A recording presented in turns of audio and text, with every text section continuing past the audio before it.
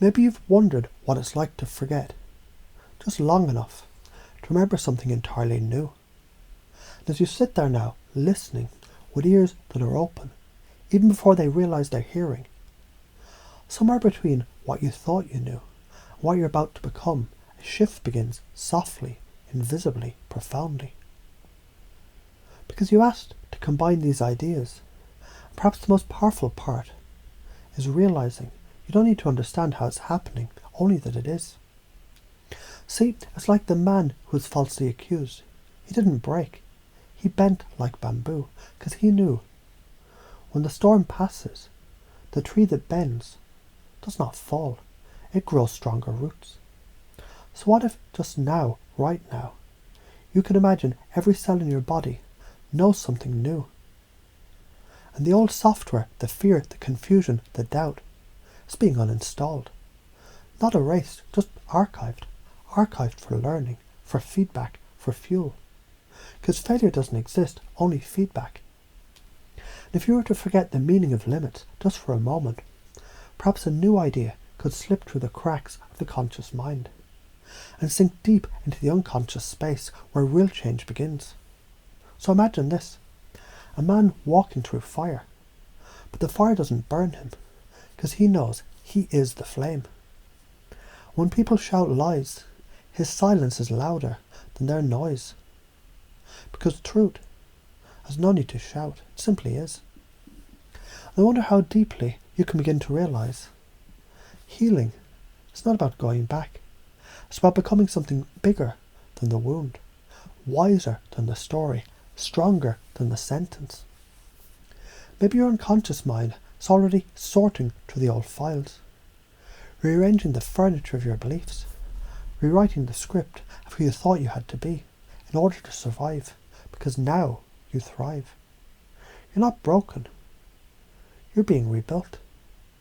And in that rebuilding, you become the architect, not of a house, but of a cathedral of character that no lie can tear down. So let's talk about frames. What if your certainty could become the strongest frame in the room? What if every false story just bounces off your iron self-belief, like raindrops on stone?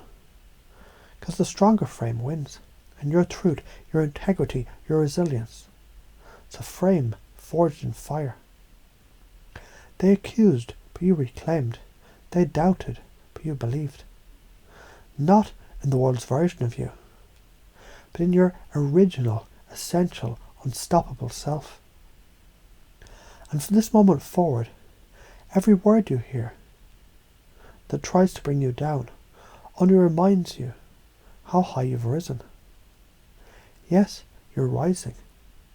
Now imagine you're installing a new operating system, call it Truth OS 2.0. Integrity Engine, the Phoenix kernel.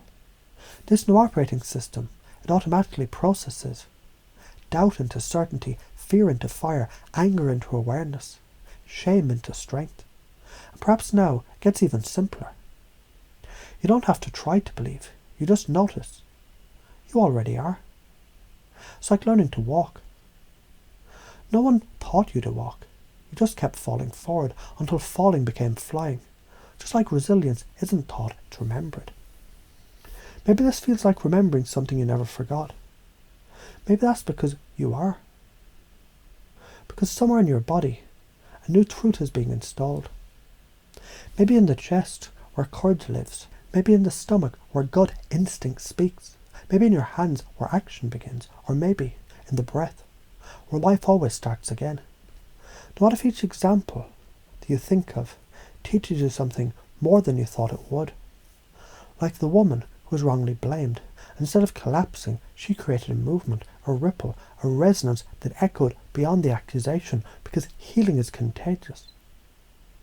Or the man falsely accused who smiled, not because it was funny, but because he realised, this will make my story even stronger, because I'm resilient and capable of overcoming challenges. Truth and integrity will prevail. My worth is not defined by false accusations. Healing is possible and within my control. These aren't affirmations, they're rememberings, like seeds waking up to become trees. So tell me, do you see now how being falsely accused, it doesn't define you, it refines you? And each time you take a breath, you anchor that truth deeper. Every time you stand tall, your spine remembers strength. Every time you speak, your voice echoes truth. And each challenge becomes a classroom, not punishment, just pattern, not attack, just activation, not defeat, just a doorway. Because people like you don't just bounce back, you bounce forward. Now you're the one with the vision, the voice, the values, the victory. Now all these truths were installed without resistance, without hesitation, without needing to try. Because beliefs, they don't live in the mind. They live in the muscle of action, the mirror of emotion, the heartbeat of being. So go ahead, breathe, let it integrate, let it lock in, let it become you, because now it is.